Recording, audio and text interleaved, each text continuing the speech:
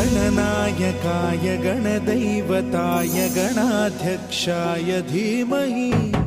गुणशरीराय गुणमण्डिताय गुणेशानाय धीमहि गुणातीताय गुणाधीशाय गुणप्रविष्टाय धीमहि एकदन्ताय वक्रतुण्डाय गौरीतनयाय धीमहि गजेशानाय भालचन्द्राय श्रीगणेशाय